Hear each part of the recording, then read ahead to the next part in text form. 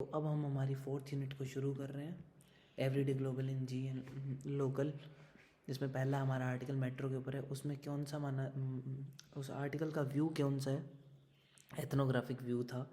तो इसमें सबसे इंपॉर्टेंट चीज़ क्या है, हमारा डेली एक्सपीरियंस, सोशल डायनामिक्स और कल्चरल एस्पेक्ट। उसके बाद है impact of metro system in their life, यानी लोगों की ज़िंदगी में क्या क्या इम्पैक्ट आया। तो पहला क्या है, डेली एक्सपीरियंस, कम्यूट एफिशिएंसी है। और क्राउड का क्या है, daily experience can involve dealing with the crowded platforms, मतलब लोगों की भीड़ भड़ाके में कैसे डील करते हैं, हम खुद को काम रखते हैं, वो सब चीज़ें। Routine and schedule, metro likely to shapes daily routine with commute relying on the schedule for work education, मतलब रूटीन पे काम करती है मेट्रो, लोगों के हिसाब से है तो बेस्ट है। सिक्योरिटी मेजर्स, काफ़ी अच्छी सिक्योरिटी है। सोशल डायनामिक्स, डाइवर्सिटी है। सोशल एटिकेट, मतलब वहाँ पे कुछ रूल्स नहीं लिखे होते, जैसे कि मेट्रो में होता है ना कि कुछ सीट्स रिजर्व होती है सीनियर सिटीजन्स के लिए या डिफरेंटली एबल्ड सिटीजन्स के लिए।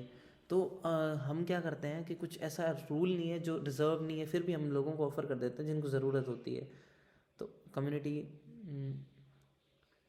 तो ये पॉइंट क्या है, the sense of community and familiarity with the fellow travellers on the regular routes, मतलब रेगुलर रूट्स में क्या है कि सभी लोग सेम से होते हैं, तो एक फेमिलियरिटी सी रहती है रास्ते से, फेमिलियर सा रास्ता रहता है। इंटरेक्शन, मतलब काफ़ी इंटरेक्शन हो जाती है लोगों की। कभी जैसे मान लो आप किसी के साथ जा रहे हो, रोज़ रोज़ सेम लोगों के साथ जा रहे हो, तो इंटरेक्शन तो हो ही जाता है ना, तो वो चीज़। कल्चरल एस्पेक्ट क्या है, कल्चरल प्रैक्टिसेस, अब मेट्रो में हम देख सकते हैं ना, कई सारे लोग अपनी एथनिक ड्रेसेस पहनते हैं, तो वो सब मेट्रो से हमें दिखता है। पब्लिक बिहेवियर, मतलब उनका जो नॉर्म्स है, कल्चरल नॉर्म है, हाँ, मतलब वो कैसे पब्लिक स्पेस में करते हैं बिहेव, उसके बारे में पता लगता है। उनके एक्शंस के बारे में पता लगता है, बोलने के तरीके से पता लगता है। कोई कुछ गाने सुन रहा है, कुछ कर रहा है, तो पब्लिक बिहेवियर, लोगों के बारे में पता लगता है। Festival and events, current cultural event और फेस्टिवल में इन्फ्लुएंस द मेट्रो यूजेस। हाँ, जैसे कि मान लो दशहरा है, दशहरे पे शाम को मेट्रो में काफ़ी लोग देखने जा रहे हैं दशहरे को, या इंडिपेंडेंस डे है या रिपब्लिक डे है, तो मेट्रो का यूज़ ज़्यादा हो रहा है। सिंबलिज्म, मतलब मेट्रो अपने आप में काफ़ी कुछ सिंबलाइज कर देती है, मॉडर्निटी को, ट्रेडिशनल चीज़ों को, कि लोग अपने रूट से जुड़े हुए हैं। इम्पैक्ट ऑन लाइफ्स, मेट्रो क्या इम्पैक्ट है, टाइम सेविंग है, इकोनॉमिक, सस्ती पड़ती है, मतलब काफ़ी वो है ना, वैल्यू फॉर मनी है। इन्वायरमेंटल इम्पैक्ट, और मेट्रो का है ना थोड़ा ऐसा है कि मेट्रो में इतनी ताम झाम नहीं है, मतलब इतनी दिक्कत नहीं देती। जैसे कि कई बार क्या होता है, बसेस के अंदर हमें अजीब सा शोर, ऐसे वैसे अजीब सा, मतलब गंदा सा इन्वायरमेंट हो सकता है, लेकिन मेट्रो में इन्वायरमेंट काफ़ी न्यूट्रल होता है, तो वो चीज़।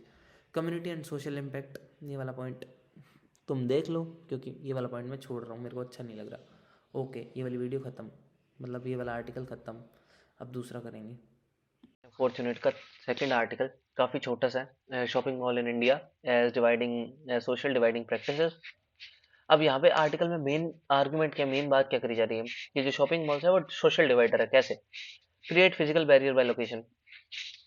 जैसे कि ये मॉल्स थोड़ा सा अ, एक बाहर के एरिया में होते हैं, ऐसे नॉर्मल सोसाइटल एरिया में नहीं होते, मतलब जहाँ पे सोसाइटीज होती है थोड़ा सा बाहर होता है, और यहाँ पे बहुत सारे लोग जाते नहीं है, तो यहाँ पे वो क्या बोलते हैं, हम कल्चर कल्चर प्रमोट नहीं हो पाता। तो ठीक है।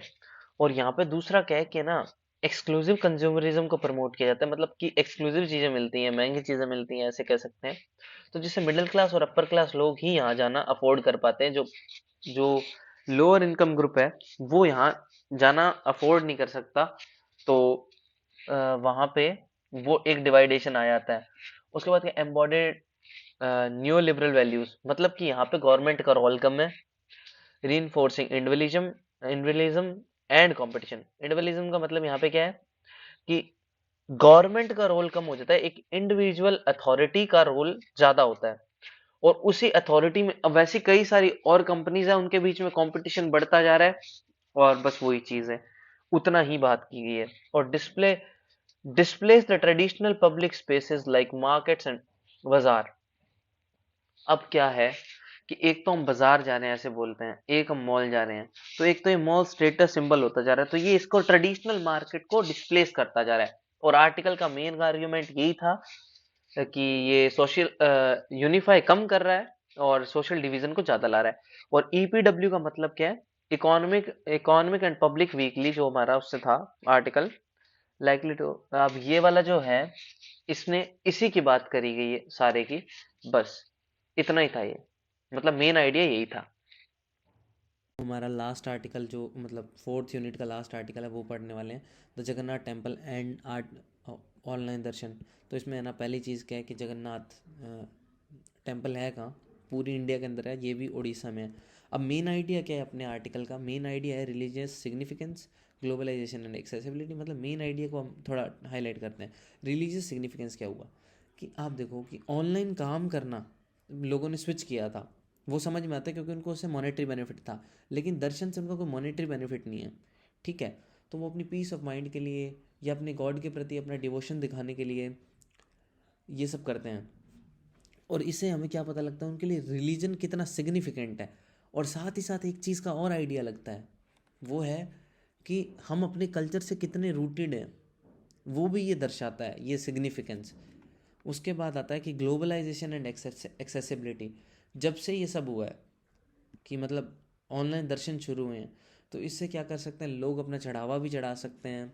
और एक वो जियोग्राफिकल बाउंड्री नहीं है, कहीं से भी एक्सेस हो सकता है दर्शन का, फिर वो ऑनलाइन दर्शन कर सकते हैं। तो ये चीज़, चैलेंजेस क्या क्या हैं?